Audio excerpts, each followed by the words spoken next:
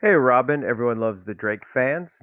Coming at you here with a little video. It is the week of February 6th, and on the Comic Tom 101 top 10 list, guess who made number 4 on the list based off the Titans news here? Our boy Tim Drake. So let me play this for you a little bit. I'm going to play a little bit so we don't steal the video here. But this is from Comic Tom 101. I suggest checking out his list every week. It's pretty awesome. But I want you to notice Russ here. See if you catch the mistake he makes here when he talks about our boy Tim Drake here. Number 440. So, did you catch that? This is not the first time we see Tim Drake in the new Robin costume. This is the first time we see Tim Drake as Robin, period. But he's wearing the old Dick Grayson costume in this issue. Um, the uh, first one, comes later here, but as we can see here, it's selling an average in the raw and $10 and a CGC 9.8, $100. So that's pretty awesome that Tim makes number 4 on the list here. So I'm getting excited about seeing him in Titans. And they do mention in the list that this was the era where there were a lot of books produced. So this book's not as valuable as you might expect because there were just thousands and thousands of these made. I can only speculate. I would even guess it was over half a million of them were being published each month. I don't know the numbers on that because if you go to the source, if you go to Comicron, which is the greatest website ever invented, I spent hours searching this here.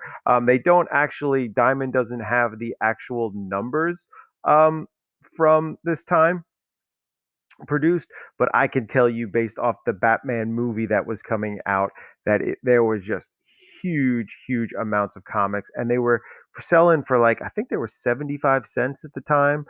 Maybe went up to a dollar shortly after that. So people could buy multiple copies, and they were just everywhere. And as you could see in June of 1989. Batman Year 3 was out, and it was the number one and number two selling comic over these X-Men titles because at this time Batman was coming out twice a month. So look, there's it is 89 Batman. Get that shaved into your head here. I mean, just so many people were buying comics. Um, the film, I mean, it was everybody was talking about it. It was on the news, and you could see here if we go down to the top 10, Batman was number one and number two. Um, and Detective Comics was number 12. And it just increased each month because here they don't have all the months, but then in July you can see Batman Year 3 was 1 and 2 again, and Detective Comics number 4 was number 4, the Mud Pack. That was a cool story. I think that even came with a poster. And if we kind of look at the top 10, you see, I missed number 1 here. You got Batman, Detective again at number 6. And look at this at number 9, Detective Comics Annual. Like, when was the last time you saw an annual in the top 10? And look at the price, a dollar. The annual was $2. I mean, people complain about annuals now because it's kind of pricey, but $2 for an annual, I mean, that's pretty amazing. And then what's amazing too is if you look at the books here, you see there's Batman and then there's Marvel, and nothing else from DC is even coming close. Like let's see, Marvel, DC, Justice League Europe is the next book that doesn't have Batman in it at 21. Secret Origins, that probably, I think that was a Batman one. I think that was like the origin of there's a great cover by oh man, I'm blanking on his name. I wasn't expecting this. The guy who did the Killing Joke. I know you're all screaming at me. Bolin, that's it. Bolin, I think, did the cover for that with like the Riddler, Penguin, and I think Clayface on it. But then again, Marvel, Justice League America, um, Marvel. Oh, a Dark Horse, right?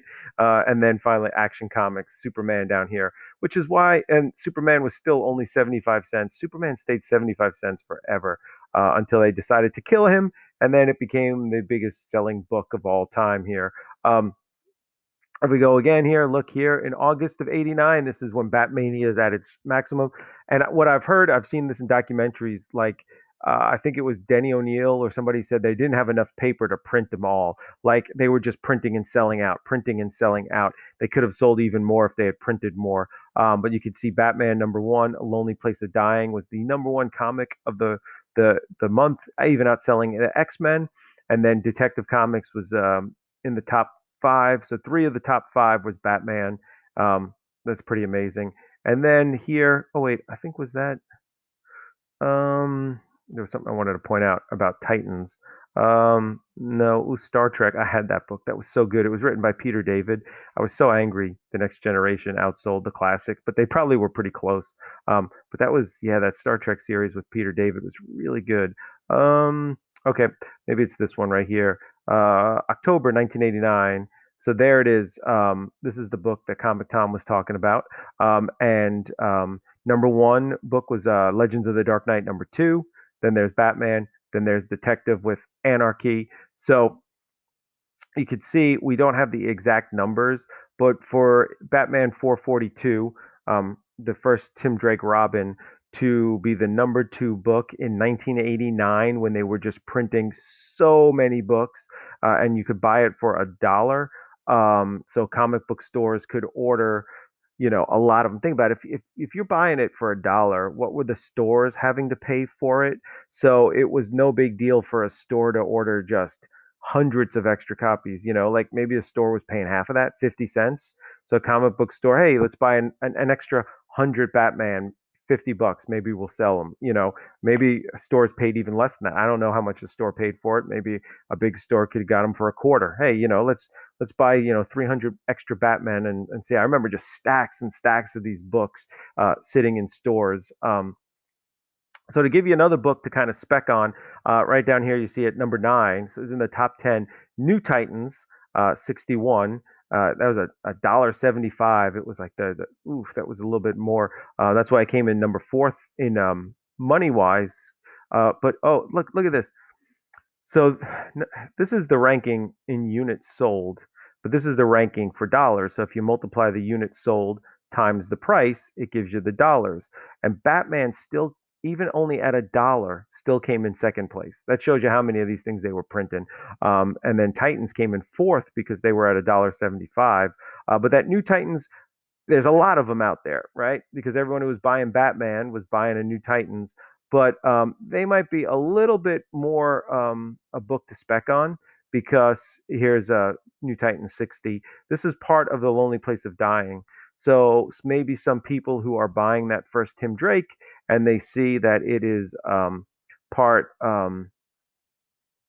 uh, part one or part two or three of a five-part series may say, "Oh, I want the whole thing." Oh, look, there's Tim right there. I don't see his bicycle, but like, he's in the shadows with his little camera. How cool! People who are specking might say, "You know what? I want the complete series. I want the whole thing." And this is some of the early Tom Grummett who became such a great artist on Tim Drake and was kind of like that's something, a premier artist on it. Um, Where's the other? Oh, here, Titan 61. Here's what Titan 61 looks like with Nightwing here and the Titans. So those might be some books to spec on. And if you really want to go deep, you could look for right here the German version, which I know Rob has this German version, which that's the Titans cover, but it says Batman on it. So congratulations to Tim Drake for making the top 10. Hopefully things will continue to go well with will go well with the Titan series, and hopefully we can enjoy it and really like it. And I will see everybody next.